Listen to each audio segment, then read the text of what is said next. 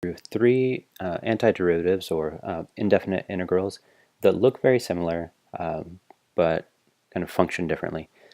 So in the first one you see we have the integral of sine of 2x over the square root of 1 plus cosine x.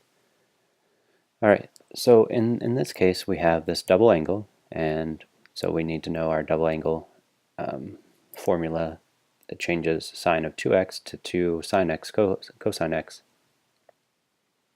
And so now that we have this, we can think about the pieces that we need to simplify.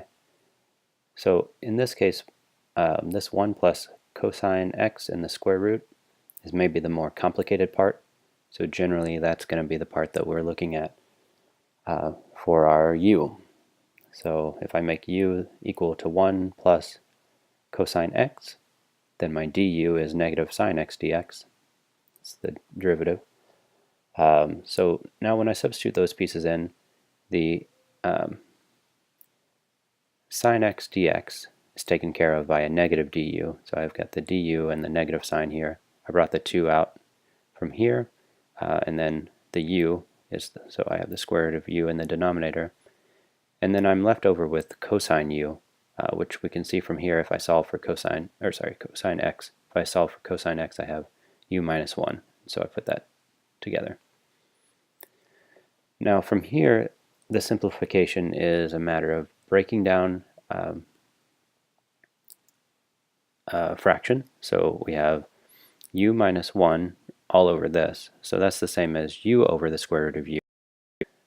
So we can of course see that if the square root of u is u to the 1/2, then 1 over u to the 1/2 is u to the negative 1/2, and that's what we get over here. And then also u divided by square root of u is u to the 1 divided by u to the half, so that's u to the 1 minus 1/2, or positive 1/2, u to the positive 1/2. So then this becomes kind of the normal polynomial style of integration. So we raise this 1 degree, so we get 3/2, and then divide by the 3/2 or multiply by 2/3.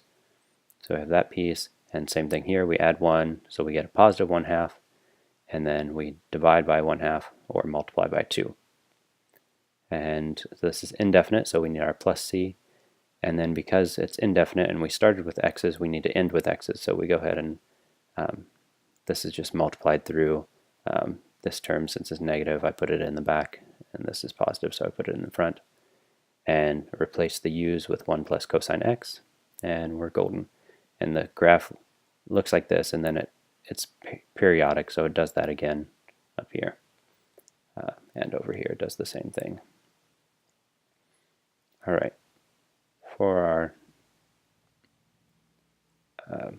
our next two, we see we have over here a very similar thing. So notice in this first one we had sine of 2x over the square root of 1 plus cosine x, and here we have sine 2x over 1 plus cosine squared x.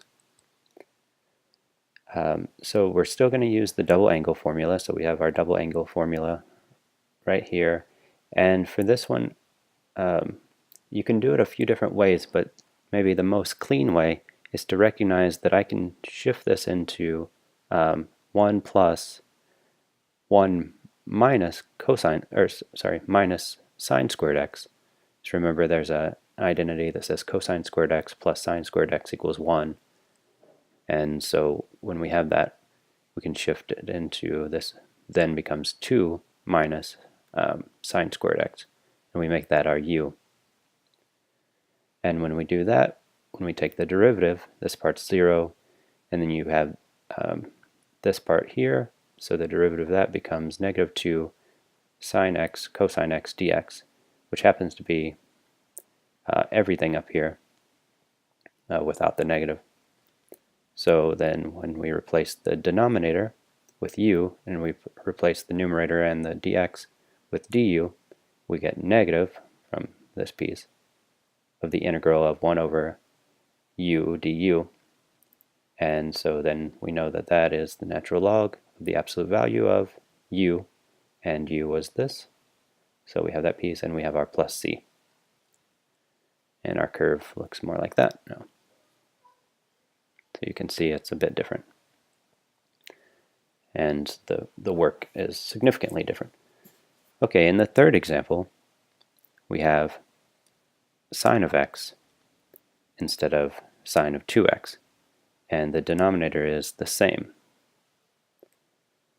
So now there may be different ways to go about this, but one of the most straightforward ways is to recognize that this looks a bit like, well, just to try to simplify things. And so here we use u equals cosine x, so then du equals negative sine x dx, and since we have the sine x dx here, that's probably going to be useful. So the negative du replaces our sine x dx, so we get 1 du there. We put the negative out front, and in the denominator u was cosine x, so now we have 1 plus u squared. Well, 1 over 1 plus u squared is the arctangent, so we have negative arctangent of u, which is cosine x. So negative arctangent of cosine x plus c. All right. So hopefully that showed you how very similar looking equations can actually have pretty different approaches to substitution. And it just takes practice to try to see the pieces and how they fit. And you can always try something and then see if your pieces substitute so that you can accomplish something from it. All right.